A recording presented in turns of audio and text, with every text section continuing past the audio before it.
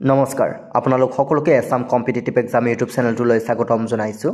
Director of medical education আৰু director of health ছাৰ্ভিচত খালী হোৱা গ্ৰেড 3 নন টেকনিকেল পদৰ পৰীক্ষা অহা 9 মাৰ্চ তাৰিখে অনুষ্ঠিত কৰা হ'ব। গতিকে এই পদৰ পৰীক্ষাৰ কাৰণে অতি গুৰুত্বপূৰ্ণ কিছুমান প্ৰশ্ন উত্তৰ আপোনালোকৰ লগত আমি শ্বেয়াৰ কৰি আছোঁ। গতিকে প্ৰতিদিনে প্ৰতিটো ভিডিঅ' পাই থাকিবৰ কাৰণে যিসকলে এতিয়াও চেনেলটো ছাবস্ক্ৰাইব কৰি লোৱা নাই চেনেলটো ছাবস্ক্ৰাইব কৰি কাষত থকা বেল আইকনটো প্ৰেছ কৰি ল'বলৈ নাপাহৰিব। চ' বেছি পলম নকৰি ভিডিঅ'টো আৰম্ভ কৰিছোঁ। আপোনালোকে এইখন গাইডবুকৰ জৰিয়তে প্ৰিপাৰেশ্যন কৰিব পাৰে। ইয়াতে আপোনালোকে সিলেবাছ অনুসৰি সকলো ধৰণৰ বিষয়ৰ কুৱেশ্যন এনসাৰ অসমীয়াতে লাভ কৰিব, মোবাইলতে পঢ়িব পাৰিব। ইতিমধ্যে হৈ যোৱা লখিমপুৰ মেডিকেল কলেজৰ গ্ৰেড 4 পদৰ পৰীক্ষা, DHSৰ টেকনিকেল পদৰ পৰীক্ষা, লগতে ADRE গ্ৰেড 3 আৰু গ্ৰেড 4 পদৰ পৰীক্ষাত 50% পৰা 60-70% ডাইৰেক্টলি এইখন গাইডবুকৰ পৰা কমন আহিছে। গতিকে আগন্তুক এক্সামৰ কাৰণে যথেষ্টখিনি হেল্পফুল হ'ব। ডাউনলোড লিংক ডিছক্ৰিপশ্যন বক্সত দিয়া আছে, ডাউনলোড কৰি ল'ব পাৰিব।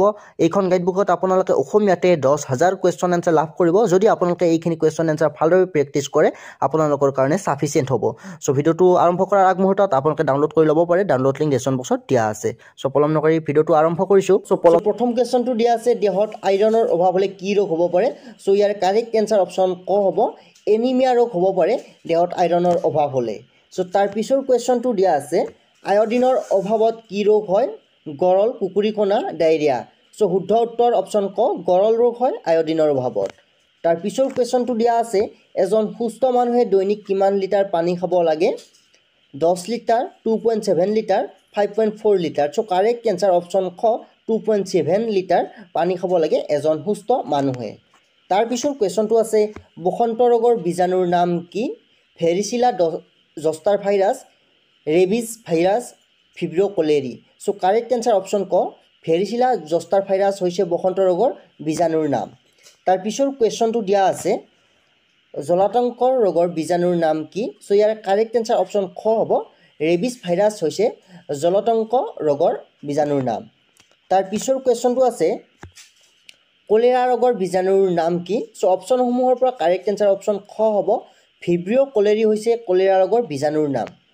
তাৰ পিছৰ কুৱেশ্যনটো দিয়া আছে, তাজমহল ভাবুকিৰ সন্মুখীন হোৱাৰ কাৰণ? চ' ইয়াৰ কাৰেক্ট এনসাৰ অপশ্যন ক, ছালফাৰ ডাই অক্সাইডৰ কাৰণে তাজমহল ভাবুকিৰ সন্মুখীন হৈছে। নেক্সট কুৱেশ্যন দিয়া আছে, তলৰ কোনবোৰ নিক্ষেপণৰ বাবে গংগা নদী প্ৰদূষিত হৈছে? ইয়াৰ কাৰেক্ট এনসাৰ অপশ্যন গ হ'ব, তেজস্ক্ৰিয় আৱৰ্জনাৰ কাৰণে গংগা নদী প্ৰদূষিত হৈছে। তাৰ পিছৰ কুৱেশ্যন আছে, কুষ্ঠ ৰোগৰ বেক্টেৰিয়াৰ নাম কি? কাৰেক্ট এনসাৰ অপশ্যন গ, মাইক'বেক্টেৰিয়াম লেপ্ৰি হৈছে কুষ্ঠ ৰোগৰ বেক্টেৰিয়াৰ নাম।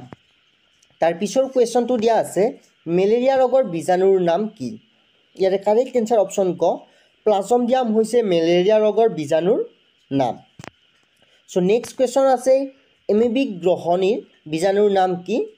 ইয়াৰ কাৰেক্ট এনসাৰ অপশ্যন খ, এণ্টামিকা হিষ্টলৈটিকা হৈছে এমিবিক গ্ৰহণীৰ বীজাণুৰ নাম। তাৰ পিছৰ কুৱেশ্যন আছে, প্লেগ ৰোগৰ বীজাণুৰ নাম কি? ইয়াৰে কাৰেক্ট এনসাৰ অপশ্যন ক, পেষ্টিঅ'ৰেলা পেণ্টিছ হৈছে প্লেগ ৰোগৰ বীজাণুৰ নাম। নেক্সট আছে, কোনবিধ ৰোগ ভাইৰাছৰ সংক্ৰমণৰ দ্বাৰা নহয়? বসন্ত, কলেৰা, পলিঅ'। চ' ইয়াৰ কোনবিধ ৰোগ ভাইৰাছৰ সংক্ৰমণৰ দ্বাৰা নহয়? কাৰেক্ট এনসাৰ অপশ্যন খ, কলেৰা। কলেৰা ৰোগ আপোনাৰ ভাইৰাছৰ সংক্ৰমণৰ দ্বাৰা নহয়। নেক্সট কুৱেশ্যন আছে, কোনবিধ ৰোগ বেক্টেৰিয়া সংক্ৰমণৰ দ্বাৰা নহয়? কলেৰিয়া, টাইফইড, বসন্ত। চ' কাৰেক্ট এনসাৰ অপশ্যন গ, বসন্ত ৰোগ বেক্টেৰিয়াৰ সংক্ৰমণৰ দ্বাৰা নহয়। চ' নেক্সট কুৱেশ্যন দিয়া আছে, কোনবিধ ৰোগ পৰজীৱীৰ সংক্ৰমণৰ দ্বাৰা নহয়? চ' ইয়াৰ কাৰেক্ট এনসাৰ অপশ্যন ক হ'ব, মেলেৰিয়া ৰোগ আপোনাৰ পৰজীৱীৰ সংক্ৰমণৰ দ্বাৰা নহয়। তাৰ পিছৰ কুৱেশ্যন আছে, তলত দিয়া কোনবিধ ৰোগ বংশানুক্ৰমে আহে? কলেৰা, কুষ্ঠ, বৰ্ণান্ধতা। চ' ইয়াৰ কাৰেক্ট এনসাৰ অপশ্যন গ হ'ব, বৰ্ণান্ধতা। চ' এই ৰোগবিধ আপোনাৰ বংশানুক্ৰমে আহে। চ' আজিৰ এই ভিডিঅ'টোত আমি এইকেইটা ইম্পৰ্টেণ্ট কুৱেশ্যন এনসাৰ আলোচনা কৰিলোঁ। চ' আপোনালোক যিসকলে ইণ্টাৰেষ্টেড হয় গাইডবুকখন ডাউনলোড কৰি ল'ব পাৰিব। এছাম কমন এক্সামৰ কাৰণে আটাইকেইটা ছাবজেক্টৰ মিনিমাম 10,000 কুৱেশ্যন এনসাৰ অসমীয়াতে লাভ কৰিব। আগলৈ ভিডিঅ'সমূহ পাই থাকিবৰ কাৰণে চেনেলটো ছাবস্ক্ৰাইব কৰি ৰাখিবলৈ একেবাৰে নাপাহৰিব। ধন্যবাদ।